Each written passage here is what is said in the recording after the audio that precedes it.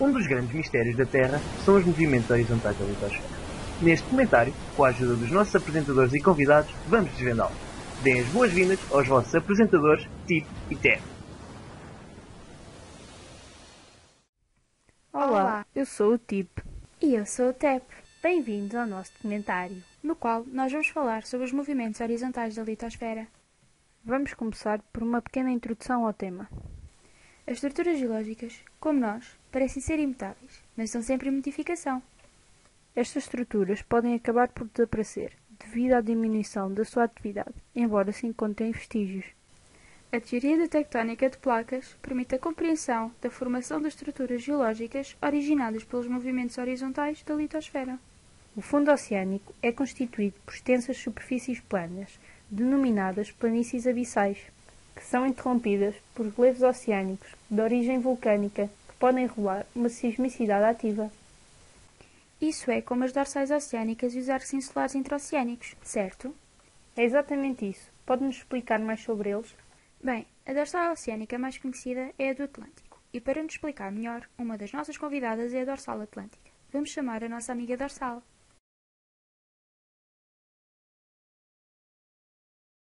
Olá, eu sou a Dorsal Atlântica. Antes de mais, queria agradecer ao Tip e ao Teb por esta oportunidade. E agora, vou-vos falar um pouco sobre mim. Eu ergo-me de tal forma que alguns dos meus picos atingem a superfície, originando ilhas oceânicas, como os Açores e a Islândia.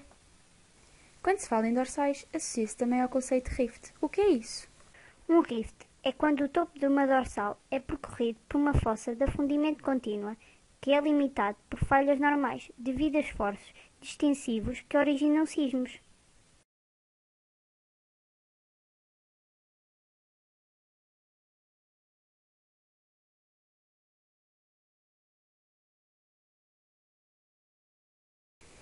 Segundo o que ouvi dizer, a subida de material basáltico proveniente do manto efetua-se no rift, onde se verifica um afastamento progressivo da litosfera oceânica. Que nome se dá a esse fenómeno? Denomina-se de acreção oceânica, que permite a formação de nova litosfera oceânica. E é por essa razão que as dorsais são um dos limites fundamentais ao nível da dinâmica da litosfera. Quais as características de uma dorsal? A dorsal é constituída por um conjunto de falhas transversais que originam, ao nível do relevo oceânico, as falhas transformantes, que terminam num plano de subducção. E só numa zona de falha, onde os deslocamentos se realizam em sentidos contrários, é que ocorrem focos sísmicos. Agora que já sabem mais sobre as dorsais, vamos nos despedir da dorsal atlântica e agradecer pela sua ajuda. Não tenho de agradecer. Foi um prazer. Adeus! E agora vamos falar sobre os arcos insulares intraoceânicos. Para quem não sabe, os arcos insulares são conjuntos de ilhas de origem vulcânica que se distribuem em alinhamentos curvos, formando arcos. Agora vamos chamar o nosso convidado, o arco insular.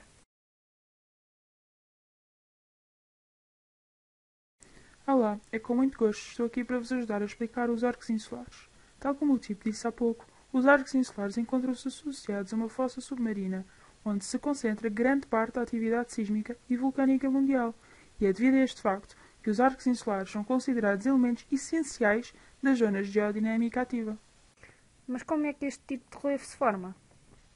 Isso é uma boa questão. Este relevo forma-se devido a fenómenos gravíticos, pois à medida que nos afastamos da dorsal, a litosfera oceânica vai diminuindo temperatura e tornando-se assim mais pesada, ficando mais densa que a astenosfera, que neste caso se encontra mais quente, embora tenham ambos a mesma composição química. Então deixe-me ver se percebi. Essa relação entre as densidades das duas zonas que mencionou provoca um desequilíbrio permitindo que, em uma das fraturas, um dos bordos da placa basculhe e mergulhe na astenosfera, onde será incorporada progressivamente.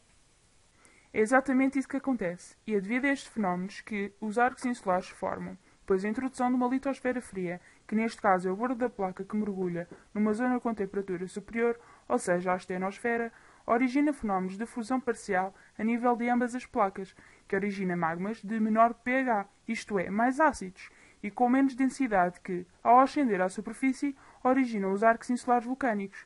Vocês sabem algumas ilhas que possam ser denominadas de arcos insulares vulcânicos? As únicas ilhas que me recordo que possam ser denominadas assim são o Japão e as Ilhas Marianas. Sim, tens razão, tipo. Essas duas ilhas são exemplos de arcos insulares. E temos também o arquipélago de Tonga. Obrigado por ter aceito o nosso convite. Foi uma grande ajuda neste documentário. De nada, ainda bem que pude ajudar. Até breve!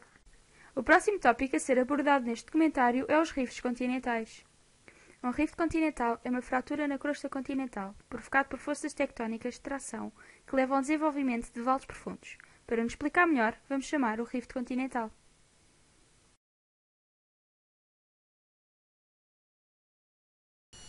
Olá, obrigado pelo convite para participar no vosso documentário. É com muito gosto que vos venho explicar toda a estrutura e formação dos rifts. Os rifts continentais apresentam-se sob a forma de fossas tectónicas de fundimento rápido e com elevada deposição sedimentar. A abertura de rifts continentais permite compensar a destruição da litosfera oceânica que ocorre nas zonas de subducção. Como é que isso acontece? Ocorre sob o efeito de uma distensão ou estiramento da crosta continental, onde esta fragmenta-se em porções separadas por falhas normais. E o que podemos concluir do que ocorre nas zonas de subducção? A ocorrência destas estruturas de deformação revela a existência de forças distensivas, que em profundidade a crosta permite a subida de material proveniente do manto, pois está sujeita a um estiramento em regime dúctil. Quais as consequências se as forças distensivas continuarem e o estiramento se prolongar? Se estas forças distensivas continuarem e o estiramento prolongar-se, a crosta continental ficará mais fina, onde será injetado materiais provenientes do manto superior, que se encontra mais perto da superfície. Assim, irá ocorrer a formação de crosta oceânica, que substituirá a crosta continental, fazendo com que o mar invada a fossa, como acontece no Mar Vermelho. Ocorre atividade vulcânica nestas zonas? Sim, verificam-se manifestações de vulcanismo alcalino, provenientes de regiões do manto até cerca de 100 km. Na sua apresentação, disse que os rifts continentais apresentam sob a forma de fossas tectónicas, com elevada deposição de sedimentos. Que tipos de fossas são?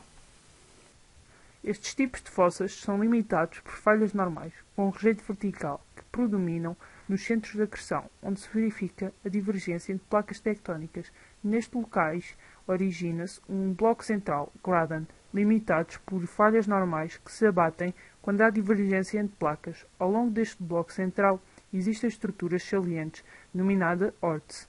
Estas fossas são descontínuas, pois são cortadas por falhas transformantes.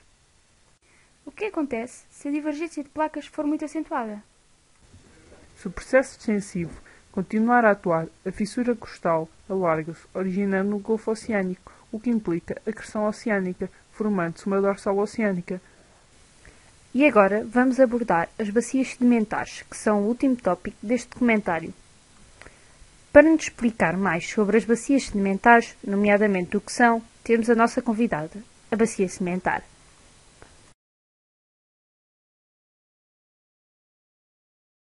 Olá, estou aqui para vos mostrar como as bacias sedimentares podem ser interessantes.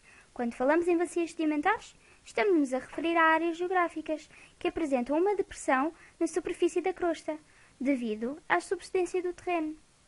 Podia-nos explicar para que é usado o termo subsidência? Esse termo é originalmente utilizado para caracterizar o movimento de abatimento do fundo das bacias olíferas.